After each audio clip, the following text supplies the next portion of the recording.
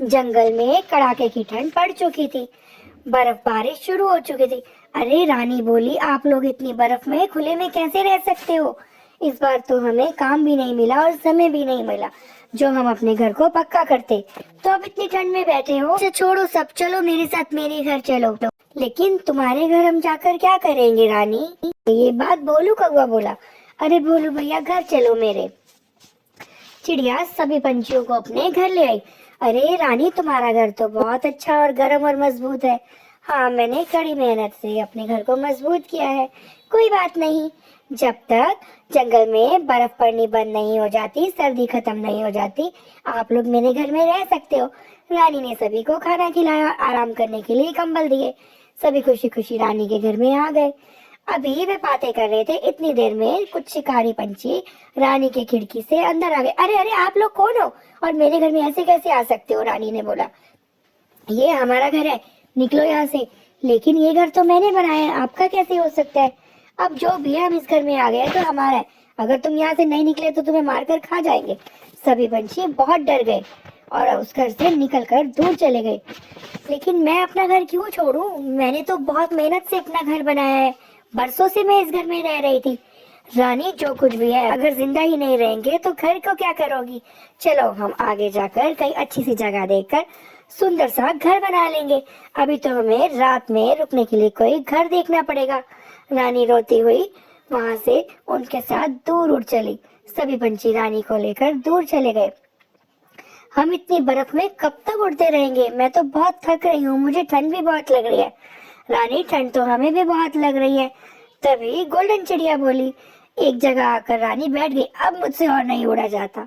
सभी वहीं उसके पास बैठ गए। अरे यहाँ पर बर्फ थोड़ी कम है, वो देखो कितना सुंदर सा घर है, उनसे हम मदद मांगते हैं।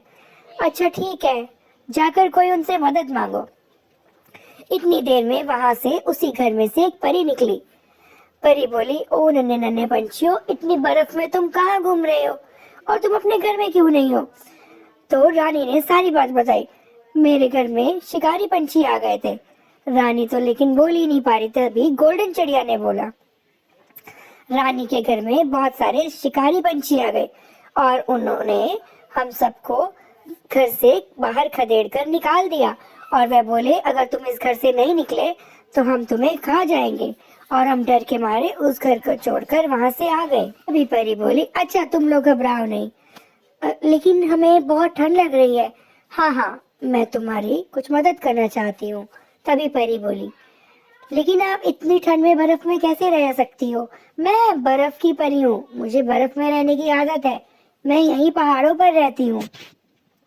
तभी पंछी उसे देखकर हैरान हो गए। तुम लोग घबराओ नहीं, मैं तुम्हारी मदद करती हूँ। मैं तुम्हें एक बहुत सुंदर सा रुई का घर बना कर देती हूँ। रुई का घर? हाँ हाँ, रुई का घर, जिससे तुम्हें बिल्कुल सर्दी नहीं लगेगी।